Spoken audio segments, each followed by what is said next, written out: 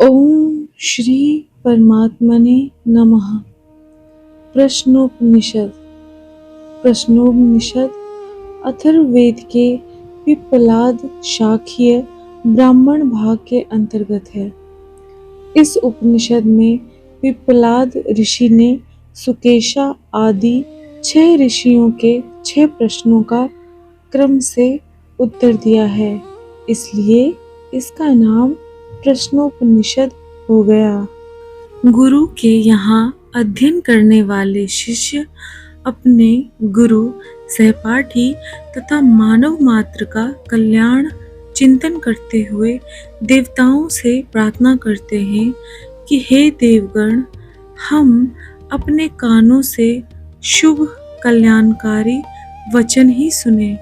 निंदा, चुगली, गाली या दूसरी पाप की बातें हमारे कानों में ना पड़े और हमारा अपना जीवन यजन परायण हो। हम सदा भगवान की आराधना में ही लगे रहें। न केवल कानों से सुने, नेत्रों से भी हम सदा कल्याण का ही दर्शन करें। किसी अमंगलकारी अथवा पतन की ओर ले जाने वाले दृश्यों की ओर हमारी दृष्टि का आकर्षण कभी ना हो। हमारे शरीर, हमारा एक एक अवयव सुदृढ़ एवं सुस्पष्ट हो, वह भी इसलिए कि हम उनके द्वारा भगवान का स्तवन करते रहें। हमारी आयु भोग विलास या प्रमाद में न बीते। हमें ऐसी आयु मिले जो भगवान के कार्य में आ सके। देवता हमारी प्रत्येक इंद्रिय में व्याप्त रहकर उसका संरक्षण और संचालन करते हैं। उनके अनुकूल रहने से हमारी इंद्रियां सुगमता पूर्वक सन्मार्ग में लगी रह सकती हैं। अतः उनसे प्रार्थना करनी उचित ही है, जिनका सुयश सब ओर फैला है। वे देवराज इंद्र, सर्वज्ञ पूषा, अरिष्ट निवारक तार्क्ष, गरुड़ और बुद्धि के स्वामी बृहस्पति, ये सभी देवता भगवान की दिव्य विभूतियां हैं। ये सदा हमारे कल्याण का पोषण करें। इनकी कृपा से हमारे सहित प्राणी मात्र का कल्याण होता रहे। आध्यात्मिक, आदि दैविक और आदि भौतिक सभी प्रकार के तापों की शांति हो। ओंकार स्वरूप सच्चिदानंद घन परमात्मा का स्मरण करके उपनिषद का आरंभ किया जाता है। प्रसिद्ध है कि भारद्वाज के पुत्र सुकेशा शिवी कुमार सत्यकाम गर्ग गोत्र में उत्पन्न सौर्यायणी कौशल देश निवासी आश्वालयन, विदर्भ देशीय भार्गव और कत्ति के प्रपौत्र कबंधी, ये वेदाभ्यास के परायण और ब्रह्मनिष्ठ अर्थात श्रद्धा पूर्वक वेदानुकूल आचरण करने वाले थे। एक बार ये 6 ऋषि परब्रह्म परमेश्वर की जिज्ञासा से एक साथ बाहर निकले। इन्होंने सुना था कि पिप्पलाद ऋषि इस विषय को विशेष रूप से जानते हैं। अतः यह सोचकर कि परब्रह्म के संबंध में हम जो कुछ जानना चाहते हैं वह सब वे हमें बता देंगे, वे लोग जिज्ञासु के वेश में हाथ में समिधा लिए हुए महर्षि पिप्पलाद के पास गए। उपर्युक्त 6 ऋषियों को परब्रह्म की जिज्ञासा से अपने पास आया देखकर महर्षि पिप्पलाद ने उनसे कहा, तुम लोग तपस्वी हो, तुमने ब्रह्मचर्य के पालन पूर्वक सांगोपांग वेद पढ़े हैं, तथापि मेरे आश्रम में रहकर पुनः 1 वर्ष तक श्रद्धापूर्वक ब्रह्मचर्य का पालन करते हुए तपश्चर्या करो। उसके बाद तुम लोग जो चाहो मुझसे प्रश्न करना। यदि तुम्हारे पूछे हुए विषय का मुझे ज्ञान होगा तो निसंदेह तुम्हें सब बातें भली भांति समझाकर बताऊंगा। ऋषि के आज्ञानुसार सबने श्रद्धा, ब्रह्मचर्य और तपस्या के साथ विधि पूर्वक 1 वर्ष तक वहां निवास किया। महर्षि पिप्पलाद की आज्ञा पाकर वे लोग श्रद्धा पूर्वक ब्रह्मचर्य का पालन करते हुए वहीं तपश्चर्या करने लगे। महर्षि की देखरेख में संयम पूर्वक रहकर 1 वर्ष तक उन्होंने त्याग में जीवन बिताया। उसके बाद वे सब पुनः पिप्पलाद ऋषि के पास गए तथा उनमें से सर्वप्रथम तत्य ऋषि के प्रपौत्र कबंधी ने श्रद्धा और विनय पूर्वक पूछा, भगवान, जिससे ये संपूर्ण चराचर जीव नाना रूपों में उत्पन्न होते हैं, जो इनका सुनिश्चित परम कारण है, वह कौन है? कबंधी ऋषि का यह प्रश्न सुनकर महर्षि पिप्पलाद बोले, हे कात्यायन, यह बात वेदों में प्रसिद्ध है कि संपूर्ण जीवों के स्वामी परमेश्वर को सृष्टि के आदि में जब प्रजा उत्पन्न करने की इच्छा हुई तब उन्होंने संकल्प रूप तप किया। तब से उन्होंने सर्वप्रथम रई और प्राण इन दोनों का एक जोड़ा उत्पन्न किया। उसे उत्पन्न करने का उद्देश्य यह था कि ये दोनों मिलकर मेरे लिए नाना प्रकार की सृष्टि उत्पन्न करेंगे। इस मंत्र में सबको जीवन प्रदान करने वाली जो समष्टि जीवनी शक्ति है उसे ही प्राण नाम दिया गया है। इस जीवनी शक्ति से ही प्रकृति के स्थूल स्वरूप में समस्त पदार्थों में जीवन, स्थिति और यथा योग्य सामंजस्य आता है एवं स्थूल भूत समुदाय का नाम रई रखा गया है, जो प्राण रूप जीवनी शक्ति से अनुप्राणित होकर कार्यक्षम होता है। प्राण चेतना है, रई शक्ति और आकृति है। प्राण और रई के संयोग से ही सृष्टि का समस्त कार्य संपन्न होता है। इन्हीं को अन्यत्र अग्नि और सोम के नाम से भी कहा गया है। इस मंत्र में उपर्युक्त प्राण और रई का स्वरूप समझाया गया है। पिप्पलाद कहते हैं कि यह दिखने वाला संपूर्ण जगत प्राण और रई इन दोनों तत्वों के संयोग या सम्मिश्रण से बना है। इसलिए यद्यपि इन्हें पृथक पृथक करके नहीं बताया जा सकता, तथापि तुम इस प्रकार समझो, यह सूर्य जो हमें प्रत्यक्ष दिखलाई देता है यही प्राण है, क्योंकि इसी में सबको जीवन प्रदान करने वाली चेतना शक्ति की प्रधानता है और अधिकता भी है।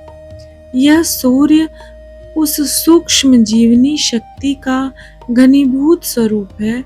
उसी प्रकार यह चंद्रमा ही रही है, क्योंकि इसमें स्थूल तत्वों को पुष्ट करने वाली भूत तन्मात्राओं की ही अधिकता है। समस्त प्राणियों के स्थूल शरीरों का पोषण इस चंद्रमा की शक्ति को पाकर ही होता है। हमारे शरीर में ये दोनों शक्तियां प्रत्येक अंग प्रत्यंग में व्याप्त है। उनमें जीवनी शक्ति का संबंध सूर्य से है और मांस, मेद आदि स्थूल तत्वों का संबंध चंद्रमा से है। इस मंत्र में संपूर्ण प्राणियों के शरीरों में जो जीवनी शक्ति है उसके साथ सूर्य का संबंध दिखलाया गया है। भाव यह है कि रात्रि के बाद जब सूर्य उदय होकर पूर्व दिशा में अपना प्रकाश फैलाता है, उस समय वहाँ के प्राणियों के प्राणों को अपनी किरणों में धारण करता है, अर्थात उनकी जीवनी शक्ति का सूर्य की किरणों से संबंध होकर उसमें नवीन स्फूर्ति आ जाती है। उसी प्रकार जिस समय, जिस दिशा में, जहाँ जहाँ सूर्य अपना प्रकाश फैलाता है, वहाँ वहाँ के प्राणियों को स्फूर्ति देता है। अतः सूर्य ही समस्त प्राणियों का प्राण है। प्राणियों के शरीर में जो वैश्वानर नाम से कही जाने वाली जठराग्नि है, जिससे अन्न का पाचन होता है, वह सूर्य का ही अंश है। अतः सूर्य ही है तथा जो प्राण, अपान, समान, व्यान और उदान इन 5 रूपों में विभक्त प्राण है, वह भी इस उदय होने वाले सूर्य का ही अंश है। अतः सूर्य ही है। यही बात अगली ऋचा द्वारा समझाई गई है। इस प्रकार के तत्वों को जानने वालों का कहना है कि यह किरण जाल से मंडित एवं प्रकाश में तपता हुआ सूर्य विश्व के समस्त रूपों का केंद्र है। सभी रंग, रूप, आकृतियां सूर्य से उत्पन्न और प्रकाशित होते हैं। यह सविता ही सबका उत्पत्ति स्थान है और यही सबकी जीवन ज्योति का मूल स्रोत है।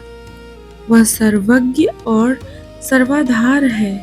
वैश्वानर अग्नि और प्राण शक्ति के रूप में सर्वत्र व्याप्त है और सबको धारण किए हुए। समस्त जगत का प्राण रूप सूर्य एक ही है। इसके सामने इस जगत में दूसरी कोई भी जीवनी शक्ति नहीं है। यह सहस्त्रों किरणों वाला सूर्य हमारे सैकड़ों प्रकार के व्यवहार सिद्ध करता हुआ उदय होता है। जगत में उष्णता और प्रकाश फैलाना, सबको जीवन प्रदान करना, ऋतुओं का परिवर्तन करना आदि हमारी सैकड़ों प्रकार की आवश्यकताओं को पूर्ण करता हुआ संपूर्ण सृष्टि का जीवनदाता प्राण ही सूर्य के रूप में उदित होता है। इस प्रकार यहाँ तक कात्यायन कबंधी के प्रश्नानुसार संक्षेप में यह बताया गया कि उस सर्वशक्तिमान परब्रह्म परमेश्वर से ही उसके संकल्प द्वारा प्राण और रई के संयोग से इस संपूर्ण जगत की उत्पत्ति होती है। इस प्राण शक्ति और रई शक्ति के संबंध से परमेश्वर की उपासना का प्रकार और उसका फल बतलाने के लिए दूसरा प्रकरण आरंभ करते हैं। इस मंत्र में संवत्सरों का सर को परमात्मा का प्रतीक बनाकर उसके अंगरूप रई स्थानीय भोग्य पदार्थों के उद्देश्य से ही की जाने वाली उपासना और उसका फल बताते हैं। भाव यह है कि 12 महीनों का यह संवत्सर रूप काल ही मानो सृष्टि के स्वामी परमेश्वर का स्वरूप है। इसके 2 अयन हैं, दक्षिण और उत्तर। दक्षिणायन के जो 6 महीने हैं, जिनमें सूर्य दक्षिण की ओर घूमता है, ये मानो इसके दक्षिण अंग हैं, और उत्तरायण के 6 महीने ही उत्तर अंग हैं। उनमें उत्तर अंग तो प्राण है, इस विश्व के आत्मा रूप उस परमेश्वर का सर्वांतर्यामी स्वरूप है, और दक्षिण अंग रई अर्थात उसका बाह्य भोग्य स्वरूप है। इस जगत में जो संतान की कामना वाले ऋषि स्वर्गादि सांसारिक भोगों में आसक्त हैं, वे यज्ञादि द्वारा देवताओं का पूजन करना, ब्राह्मण एवं श्रेष्ठ पुरुषों का धनादि से सत्कार करना, दुखी प्राणियों की सेवा करना आदि इष्ट कर्म तथा कुआं, बावली, तालाब, बगीचा धर्मशाला, विद्यालय, औषधालय, पुस्तकालय आदि लोकोपकारी चिरस्थायी स्मारकों की स्थापना करना आदि पूर्त कर्मों को उत्कृष्ट कर्तव्य समझते हैं और इनके फलस्वरूप इस लोक तथा परलोक के भोगों के उद्देश्य से इनकी उपासना अर्थात विधिवत अनुष्ठान करते हैं। यह उस संवत्सर रूप परमेश्वर के दक्षिण अंग की उपासना है। इसी को ईशावास्य उपनिषद में असंभूति की उपासना के नाम से देव, पितर, मनुष्य आदि शरीरों की सेवा बताया है। इसके प्रभाव से वे चंद्रलोक को प्राप्त होते हैं और वहां अपने कर्मों का फल भोग कर पुनः इस लोक में लौट आते हैं। यही पितृयान मार्ग है। उपर्युक्त सकाम उपासकों से भिन्न जो कल्याणकामी साधक हैं, वे इन सांसारिक भोगों की अनित्यता और दुखरूपता को समझकर इनसे सर्वथा विरक्त हो जाते हैं। वे श्रद्धा पूर्वक ब्रह्मचर्य का पालन करते हुए संयम के साथ त्यागमय जीवन बिताते हैं और आध्यात्म विद्या के द्वारा अर्थात परमात्मा की प्राप्ति करने वाले किसी भी अनुकूल साधन द्वारा सबके आत्मस्वरूप पर ब्रह्म परमेश्वर की निष्काम उपासना करते हैं। यह मानो उस संवत्सर रूप प्रजापति के उत्तर अंग की उपासना है। इसको ईशावास्य उपनिषद में संभूति की उपासना कहा है। इसके उपासक उत्तरायण मार्ग से सूर्य लोक में जाकर सूर्य के आत्मा रूप पर ब्रह्म परमेश्वर को प्राप्त हो जाते हैं। यह सूर्य ही समस्त जगत के प्राणों का केंद्र है। यही अमृत अविनाशी और निर्भय पद है। यही परम गति है। इसे प्राप्त हुए महापुरुष फिर लौटकर नहीं आते। यह निरोध अर्थात पुनर्जन्म को रोकने वाला आत्यांतिक प्रलय है। इस मंत्र में सूर्य को परमेश्वर का स्वरूप मानकर ही उपर्युक्त महिमा कही गई है। इसी बात को अगले मंत्र में स्पष्ट किया गया है। पर ब्रह्म परमेश्वर के प्रत्यक्ष दृष्टिगोचर स्वरूप इस सूर्य के विषय में कितने ही तत्ववेत्ता तो यूं कहते हैं कि इसके 5 पैर हैं, अर्थात 6 ऋतुओं में से हेमंत और शिशिर इन 2 ऋतुओं की एकता करके 5 ऋतुओं को वे इस सूर्य के 5 चरण बतलाते हैं तथा यह भी कहते हैं कि 12 महीने ही इसकी 12 आकृतियां अर्थात 12 शरीर हैं। इसका स्थान स्वर्गलोक से भी ऊंचा है। स्वर्गलोक भी इसी के आलोक से प्रकाशित है। इस लोक में जो जल बरसता है उस जल की उत्पत्ति इसी से होती है। अतः सबको जल रूप जीवन प्रदान करने वाला होने से यह सबका पिता है। दूसरे ज्ञानी पुरुषों का कहना है कि लाल, पीले और 7 रंगों की किरणों से युक्त तथा वसंत आदि 6 ऋतुओं के हेतुभूत इस विशुद्ध प्रकाश में सूर्यमंडल में जिसे 7 चक्र एवं 6 अरों वाला रथ कहा गया है, बैठा हुआ इसका आत्मा रूप सबको भली भांति जानने वाला सर्वज्ञ परमेश्वर ही उपास्य है।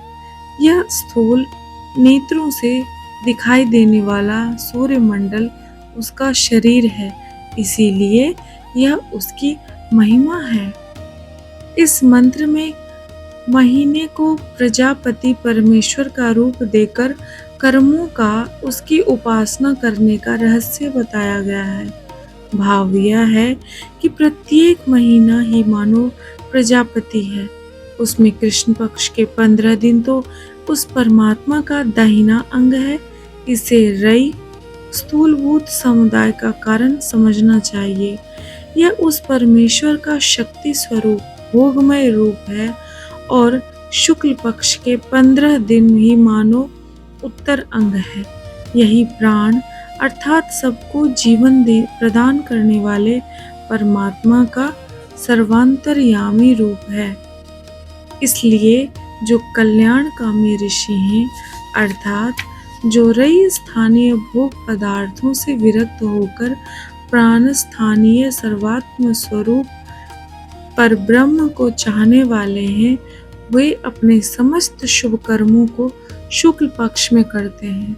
अर्थात शुक्ल पक्ष स्थानीय प्राणाधार पर ब्रह्म परमेश्वर के अर्पण करके कहते हैं, स्वयं उसका कोई फल नहीं चाहते। यही गीतोक्त कर्मयोग है। इसमें भिन्न जो भोगासक्त मनुष्य है, वे कृष्ण पक्ष में अर्थात कृष्ण पक्ष स्थानीय स्थूल पदार्थों की प्राप्ति के उद्देश्य से सब प्रकार के कर्म किया करते हैं। इसका वर्णन गीता में स्वर्ग पराह के नाम से हुआ है। इस मंत्र में दिन और रात्रि रूप 24 घंटे के काल रूप में परमेश्वर के स्वरूप की कल्पना करके जीवनोपयोगी कर्मों का रहस्य समझाया गया है। भाव यह है कि ये दिन और रात मिलकर जगतपति परमेश्वर का पूर्ण रूप है। उसका यह दिन तो मानो प्राण अर्थात सबको जीवन देने वाला प्रकाशमय विशुद्ध स्वरूप है और रात्रि ही भोग रूप रही है। अतः जो मनुष्य दिन में स्त्री प्रसंग करता है, अर्थात परमात्मा के विशुद्ध स्वरूप को प्राप्त करने की इच्छा से प्रकाशमय मार्ग में चलना प्रारंभ करके भी स्त्री प्रसंग आदि विलास में आसक्त हो जाते हैं, वे अपने लक्ष्य तक न पहुंचकर इस अमूल्य जीवन को व्यर्थ खो देते हैं। उनसे भिन्न जो सांसारिक उन्नति चाहने वाले हैं, वे यदि शास्त्र के नियमानुसार ऋतुकाल में रात्रि समय नियमानुकूल स्त्री प्रसंग करते हैं, तो वे शास्त्र की आज्ञा का पालन करने के कारण ब्रह्मचारी के तुल्य ही हैं। लौकिक दृष्टि से यूं कह सकते हैं कि इस मंत्र में गृहस्थों को दिन में स्त्री प्रसंग कदापि न करने का और विहित रात्रियों में शास्त्रानुसार नियमित और संयमित रूप में केवल संतान की इच्छा से स्त्री सहवास करने का उपदेश दिया गया है, तभी वह ब्रह्मचर्य की गणनाओं आ सकता है। इस मंत्र में अन्न को प्रजापति का स्वरूप बताकर अन्न की महिमा बतलाते हुए कहते हैं कि यह सब प्राणियों का आहार रूप अन्न ही प्रजापति है, क्योंकि इससे वीर उत्पत्ति होता है और वीर से समस्त चराचर प्राणी उत्पन्न होते हैं। इस कारण इस अन्न को भी प्रकारांतर से प्रजापति माना गया है। अब पहले बतलाए हुए दो प्रकार के साधकों को मिलने वाले पृथक पृथक फल का वर्णन करते हैं। जो लोग संतानोत्पत्ति रूप प्रजापति के व्रत का अनुष्ठान करते हैं, अर्थात स्वर्गादि लोकों के भोग की प्राप्ति के लिए शास्त्र विहित शुभ कर्मों का आचरण करते हुए नियम अनुसार स्त्री प्रसंग आदि भोगों का उपभोग करते हैं, वे तो पुत्र और कन्या रूप जोड़े को उत्पन्न करके प्रजा की वृद्धि करते हैं। और जो उनसे भिन्न है, जिनमें ब्रह्मचर्य और तप भरा हुआ है, जिनका जीवन सत्यमय है और तथा जो सत्य स्वरूप परमेश्वर को अपने हृदय में नित्य स्थित देखते हैं, उन्हीं को वह ब्रह्मलोक परम पद परम गति मिलता है, दूसरों को नहीं। जिनमें कुटिलता का लेश भी नहीं है, जो स्वप्न में भी मिथ्या भाषण नहीं करते और असत्य में आचरण से सदा दूर रहते हैं, जिनमें राग द्वेषादि विकारों का सर्वथा अभाव है, जो सब प्रकार के छल कपट से शून्य है, उन्हीं को वह विकार रहित विशुद्ध ब्रह्मलोक मिलता है। जो इनसे विपरीत लक्षणों वाले हैं, उनको नहीं मिलता है। प्रथम प्रश्न समाप्त। द्वितीय प्रश्न। इस प्रश्न में भार्गव ऋषि ने महर्षि पिप्पलादि से 3 बातें पूछी। पहला, प्रजा को यानी प्राणियों के शरीर को धारण करने वाले कुल कितने देवता हैं? उनमें दूसरा, उनमें से कौन कौन इसको प्रकाशित करने वाले हैं? तीसरा, इन सब में अत्यंत श्रेष्ठ कौन है? इस प्रकार भार्गव के पूछने पर महर्षि पिप्पलाद उत्तर देते हैं। यहाँ 2 प्रश्नों का उत्तर एक ही साथ दे दिया गया है। वे कहते हैं कि सबका आधार तो वैसे आकाश रूप देवता ही हैं, परंतु उससे उत्पन्न होने वाले वायु, अग्नि, जल और पृथ्वी, ये चारों महाभूत भी शरीर को धारण किए रहते हैं। यह स्थूल शरीर इन्हीं से बना है, इसलिए ये धारक देवता हैं। वाणी आदि 5 कर्मेंद्रियां, नेत्र और कान आदि 5 इंद्रियां, ज्ञानेंद्रियां एवं मन आदि 4 अंतःकरण, ये 14 देवता इस शरीर के प्रकाशक हैं। ये देवता देह को धारण और प्रकाशित करते हैं, इसलिए ये धारक और प्रकाशक देवता कहलाते हैं। ये इस देह को प्रकाशित करके आपस में झगड़ पड़े और अभिमान पूर्वक परस्पर कहने लगे कि हमने शरीर को आश्रय देकर धारण कर रखा है। इस प्रकार जब संपूर्ण महाभूत, इंद्रियां और अंतःकरण रूप देवता परस्पर विवाद करने लगे, तब सर्वश्रेष्ठ प्राण ने उनसे कहा, तुम लोग अज्ञानवश आपस में विवाद मत करो। तुम में से किसी में भी इस शरीर को धारण करने या सुरक्षित रखने की शक्ति नहीं है। इसे तो मैंने ही अपने को प्राण, अपान, समान, व्यान और उदान रूप 5 भागों में विभक्त करके आश्रय देते हुए धारण कर रखा है और मुझ में ही यह सुरक्षित है। प्राण की यह बात सुनकर भी उन देवताओं ने उस पर विश्वास नहीं किया, वे अविश्वासी ही बने रहे। तब उनको अपना प्रभाव दिखलाकर सावधान करने के लिए वह सर्वश्रेष्ठ प्राण अभिमान में ठेस लगने से मानो रूठकर इस शरीर से बाहर निकलने के लिए ऊपर की ओर उठने लगे। फिर तो सब के सब देवता विवश होकर उसी के साथ बाहर निकलने लगे। कोई भी स्थिर नहीं रह सका। जब वह अपने स्थान पर स्थित हो गया, तब अन्य सब भी स्थित हो गए। जैसे मधुमक्खियों का राजा जब अपने स्थान से उड़ता है, तब उसके साथ ही वहां बैठी हुई अन्य सब मधुमक्खियां भी उड़ जाती हैं, और जब वो बैठ जाता है तब अन्य सब भी बैठ जाती हैं। ऐसी ही दशा इन सब वागादि देवताओं की भी हुई। यह देखकर वाणी, चक्षु, श्रोत आदि सब इंद्रियों को और मन आदि अंतःकरण की वृत्तियों को भी यह विश्वास हो गया कि हम सब में प्राण ही श्रेष्ठ है। अतः वे सब प्रसन्नता पूर्वक निम्न प्रकार से प्राण की स्तुति करने लगे। प्राण को ही परब्रह्म परमेश्वर का स्वरूप मानकर उपासना करने के लिए उसका सर्वात्म स्वरूप महत्व बतलाया जाता है। वे वाणी आदि सब देवता स्तुति करते हुए बोले, यह प्राण ही अग्नि रूप धारण करके तपता है, और यही सूर्य है, यही मेघ, इंद्र और वायु है, यही देव, पृथ्वी और रई भूत समुदाय है, तथा सत और असत एवं उससे भी श्रेष्ठ जो अमृत स्वरूप परमात्मा है,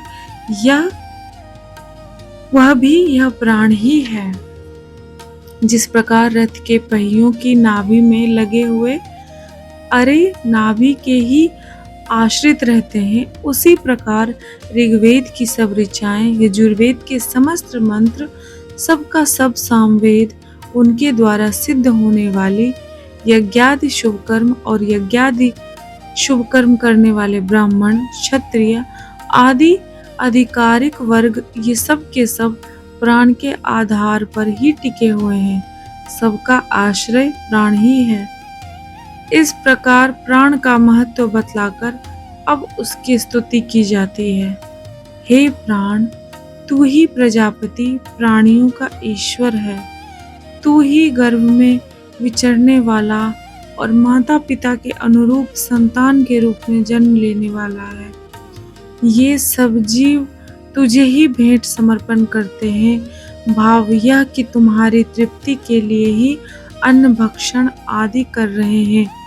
तू ही अपान आदि सब प्राणों के सहित सबके शरीर में स्थित हो रहा है। हे प्राण, तू ही देवताओं के लिए हवि पहुँचने वाला उत्तम अग्नि है, पितरों के लिए पहली स्वधा है, अथर्वांगी रस आदि ऋषियों के द्वारा आचरित अनुभूत सत्य भी तू ही है। हे प्राण, तू सब प्रकार के तेज शक्तियों से संपन्न तीनों लोकों का स्वामी इंद्र है। तू ही प्रलय काल में सबका संहार करने वाला रुद्र है और तू ही सबकी भली भांति यथा योग्य रक्षा करने वाला है। तू ही अंतरिक्ष में पृथ्वी और स्वर्ग के बीच में विचरने वाला वायु है और तू ही अग्नि, चंद्र, तारे आदि समस्त ज्योतिर्गणों का स्वामी सूर्य है। हे प्राण, जब तू मेघ रूप होकर पृथ्वी लोक में सब ओर वर्षा करता है, तब तेरी ये संपूर्ण प्रजा हम लोगों के जीवन निर्वाह के लिए यथेष्ट अन्न उत्पन्न होगा, ऐसी आशा करती हुई आनंद में मग्न हो जाती है। हे प्राण, तू संस्कार रहित होकर भी एकमात्र सर्वश्रेष्ठ ऋषि है। तात्पर्य यह है कि तू स्वभाव से ही शुद्ध है, अतः तुझे संस्कार द्वारा शुद्धि की आवश्यकता नहीं है। प्रत्युत तू ही सबको पवित्र करने वाला एकमात्र सर्वश्रेष्ठ ऋषि है। हम लोग सब इंद्रियां और मन आदि तेरे लिए नाना प्रकार की भोजन सामग्री अर्पण करने वाले हैं और तू उसे खाने वाला है। तू ही समस्त विश्व का उत्तम स्वामी है। हे आकाशचारी समष्टि वायु स्वरूप प्राण, तू हमारा पिता है, क्योंकि तुझी से हम सबकी उत्पत्ति हुई है। हे प्राण, जो तेरा स्वरूप वाणी, श्रोत्र, चक्षु आदि समस्त इंद्रियों में और मन आदि अंतःकरण की वृत्तियों में व्याप्त है, उसे तू कल्याण में बना ले। अर्थात तुझ में जो हमें सावधान करने के लिए आवेश आया है, उसे शांत कर ले और तू शरीर से उठकर बाहर न जा। यह हम लोगों की प्रार्थना है। प्रत्यक्ष दिखने वाले इस लोक में जितने भी पदार्थ हैं और जो कुछ स्वर्ग में स्थित है, वे सब के सब इस प्राण के ही अधीन है।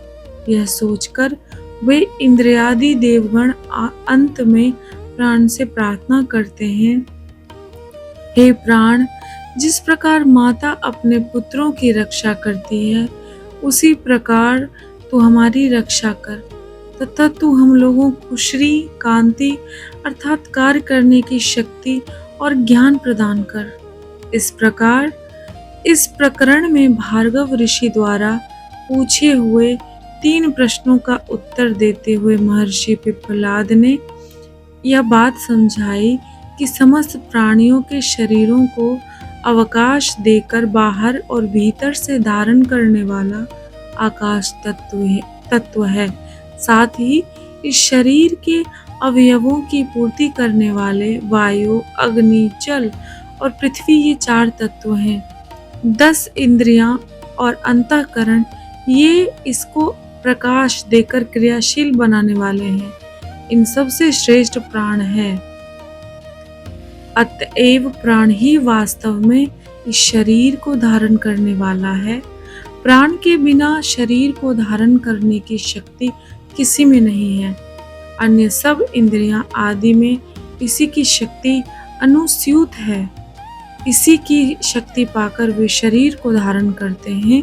इसी प्रकार प्राण की श्रेष्ठता का वर्णन छंदोग्य उपनिषद के 5वें अध्याय के आरंभ में और बृहदारण्यक उपनिषद के 6ठे अध्याय के आरंभ में भी आया है। इस प्रकरण में प्राण की स्तुति का प्रसंग अधिक है। द्वितीय प्रश्न समाप्त। तृतीय प्रश्न। इस मंत्र में आश्वालयन मुनि ने महर्षि पिप्पलादि से कुल 6 बातें पूछी। पहला, जिस प्राण की महिमा का आपने वर्णन किया वह प्राण किससे उत्पन्न होता है? वह इस मनुष्य शरीर में कैसे प्रवेश करता है? अपने को विभाजित करके किस प्रकार शरीर में स्थित रहता है? एक शरीर को छोड़कर दूसरे शरीर में जाते समय पहले शरीर से किस प्रकार निकलता है? इस बाह्य पंच भौतिक जगत को किस प्रकार धारण करता है तथा मन और इंद्रियां आदि आध्यात्मिक जगत को किस प्रकार धारण करता है? यहाँ प्राण के विषयों में ही वे बातें पूछी गई है जिनका वर्णन पहले उत्तर में नहीं आया है और जो पहले प्रश्न के उत्तर को सुनकर ही स्फुरित हुई है। इससे यह स्पष्ट होता है कि प्रश्नोत्तर के समय सुकेशादि 6 ऋषि वहां साथ साथ बैठे सुन रहे थे। इस मंत्र में महर्षि पिप्पलाद ने आश्वालयन मुनि के प्रश्नों को कठिन बतलाकर उनकी बुद्धिमत्ता और तर्कशीलता की प्रशंसा की है और साथ ही यह भाव भी दिखाया है कि तू जिस ढंग से पूछ रहा है उसे देखते हुए तो मुझे तेरे प्रश्नों का उत्तर नहीं देना चाहिए, परंतु मैं जानता हूँ कि तू तर्क बुद्धि से नहीं पूछ रहा है। तू श्रद्धालु है, वेदों में निष्णात है, अतः मैं तेरे प्रश्नों का उत्तर दे रहा हूँ। यहाँ महर्षि पिप्पलाद ने क्रम से आश्वालयन ऋषि के 2 प्रश्नों का उत्तर दिया। पहले प्रश्न का उत्तर तो यह है कि जिसका प्रकरण चल रहा है वह सर्वश्रेष्ठ प्राण परमात्मा से उत्पन्न हुआ है।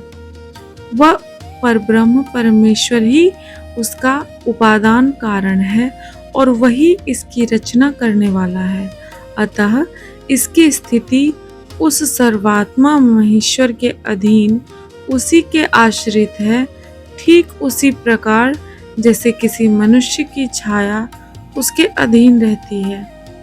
दूसरे प्रश्न का उत्तर यह है कि मन द्वारा किए हुए संकल्प से वह शरीर में प्रवेश करता है। भाव यह है कि मरते समय प्राणी के मन में उसके कर्मानुसार जैसा संकल्प होता है उसे वैसा ही शरीर मिलता है। अतः प्राणों का शरीर में प्रवेश मन के संकल्प से ही होता है। अब आश्वालयन के तीसरे प्रश्न का उत्तर विस्तार पूर्वक आरंभ किया जाता है।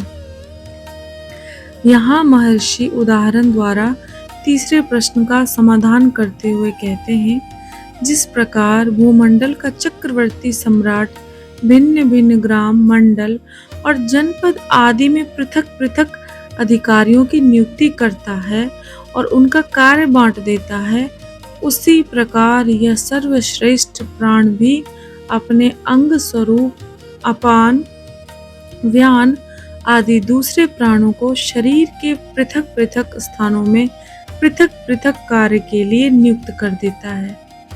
अब मुख्य प्राण, अपान और समान इन तीनों का वास स्थान और कार्य बतलाया जाता है। यह स्वयं तो मुख और नासिका द्वारा विचरता हुआ नेत्र और श्रोत्र में स्थित रहता है तथा गुदा और उपस्थ में अपान को स्थापित करता है। उसका काम मलमूत्र को शरीर के बाहर निकाल देना है। रज, वीर्य और गर्भ को बाहर करना भी इसी का काम है। शरीर के मध्य भाग नाभि में समान को रखता है। यह समान वायु को ही प्राण रूप अग्नि में हवन किए हुए उदर में डाले हुए अन्न को अर्थात उसके सार को संपूर्ण शरीर के अंग प्रत्यंगों में यथा योग्य संभाव से पहुंचाता है। उस अन्न के सारभूत रस से ही इस शरीर में ये 7 ज्वालाएं अर्थात समस्त विषयों को प्रकाशित करने वाले 2 नेत्र, 2 कान, 2 नासिकाएं और 1 मुख रसना ये 7 द्वारा उत्पन्न होते हैं। उस रस से पुष्ट होकर ही ये अपना अपना कार्य करने में समर्थ होते हैं। अब व्यान की गति का वर्णन किया जाता है। इस शरीर में जो हृदय प्रदेश है, जो जीवात्मा का निवास स्थान है, उसमें 100 मूलभूत नाड़ियां हैं। उनमें से प्रत्येक नाड़ी की एक 100 शाखा नाड़ियां हैं और प्रत्येक शाखा नाड़ी की 72 हजार प्रति शाखा नाड़ियां हैं। इस प्रकार इस शरीर में कुल 72 करोड़ नाड़ियां हैं। इन सब में व्यान वायु विचरण करता है। अब उदान का स्थान और कार्य बतलाते हैं, साथ ही आश्वालयन के चौथे प्रश्न का भी उत्तर देते हैं। इन ऊपर बतलाई हुई 72 करोड़ नाड़ियों से भिन्न एक नाड़ी और है जिसको सुषुम्ना कहते हैं, जो हृदय से निकलकर ऊपर मस्तक में गई है। उसके द्वारा उदान वायु शरीर में ऊपर की ओर विचरण करता है। इस प्रकार आश्वालयन के तीसरे प्रश्न का समाधान करके अब महर्षि उसके चौथे प्रश्न का उत्तर संक्षेप में देते हैं। जो मनुष्य पुण्यशील होता है, जिसके शुभ कर्मों के भोग उदय हो जाते हैं, उसे वह उदान वायु ही अन्य सब प्राण और इंद्रियों के सहित वर्तमान शरीर से निकलकर पुण्य लोकों में अर्थात स्वर्गादि उच्च लोकों में ले जाता है। पाप कर्मों से युक्त मनुष्य को शूकर, कुकर आदि पाप योनियों में और रौरवादी नरकों में ले जाता है, तथा जो पाप और पुण्य दोनों प्रकार के कर्मों का मिश्रित फल भोगने के लिए अभिमुख हुए रहते हैं, उनको मनुष्य शरीर में ले जाता है। अब 2 मंत्रों में आश्वालयन के 5वें और 6ठे प्रश्न का उत्तर देते हुए जीवात्मा के प्राण और इंद्रियों सहित एक शरीर से दूसरे शरीर में जाने की बात भी स्पष्ट करती है।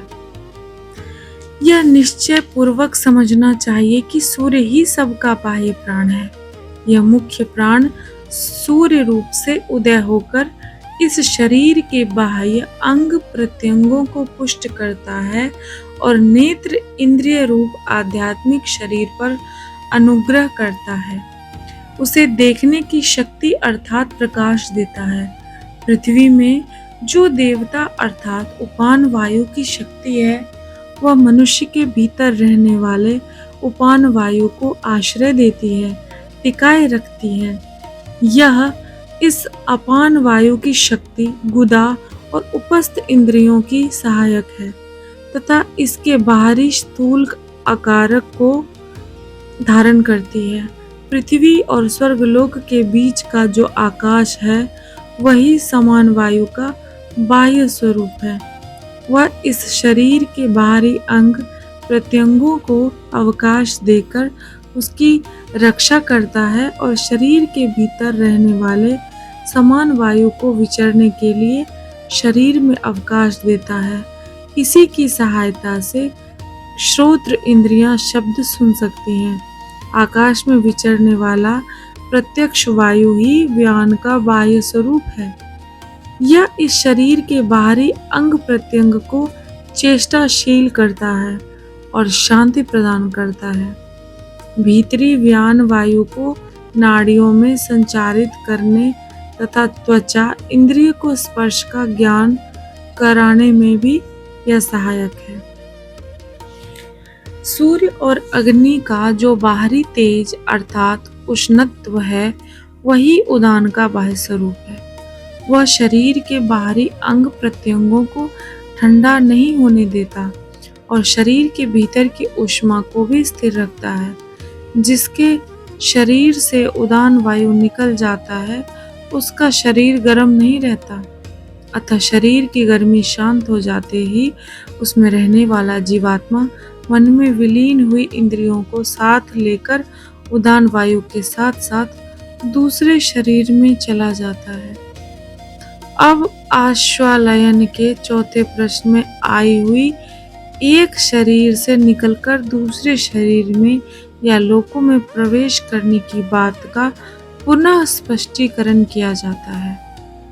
मरते समय इस आत्मा का जैसा संकल्प होता है, इसका मन अंतिम क्षण में जिस भाव का चिंतन करता है, उस संकल्प के सहित मन इंद्रियों को साथ लिए हुए यह मुख्य प्राण में स्थित हो जाता है। वह मुख्य प्राण उदान वायु से मिलकर अपने सहित मन और इंद्रियों से युक्त जीवात्मा को उस अंतिम संकल्प के अनुसार यथा योग्य भिन्न भिन्न लोक अथवा योनियों में ले जाता है। अतः मनुष्य को उचित है कि अपने मन में निरंतर एक भगवान का ही चिंतन रखे, दूसरा संकल्प न आने दे, क्योंकि जीवन अल्प और अनित्य है और न जाने कब अचानक इस शरीर का अंत हो जाए। यदि उस समय भगवान का चिंतन न होकर कोई दूसरा संकल्प आ गया तो सदा की भांति पुनः 84 लाख योनियों में भटकना पड़ेगा। अब प्राण विषयक ज्ञान का सांसारिक और पारलौकिक फल बतलाते हैं।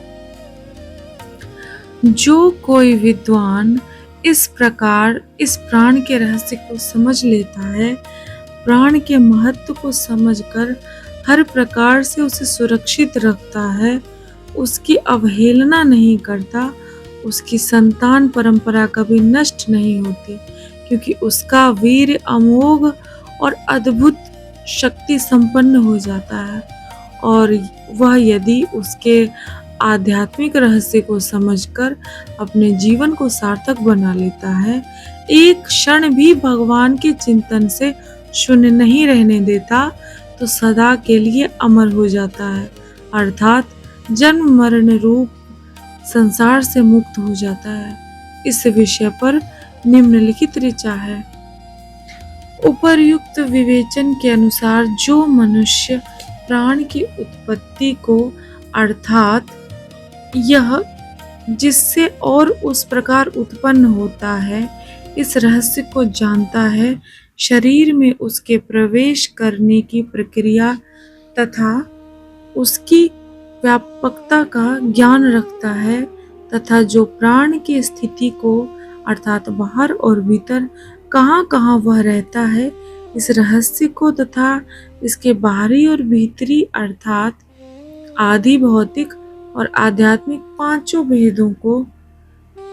भेदों के रहस्य को भली भांति समझ लेता है, वह अमृत स्वरूप परमानंद परब्रह्म परमेश्वर को प्राप्त कर लेता है तथा उस आनंदमय के संयोग सुख का निरंतर अनुभव करता है। तृतीय प्रश्न समाप्त। बाकी के बचे 3 प्रश्न अगले वीडियो में सुनिश्चित करते हैं। धन्यवाद।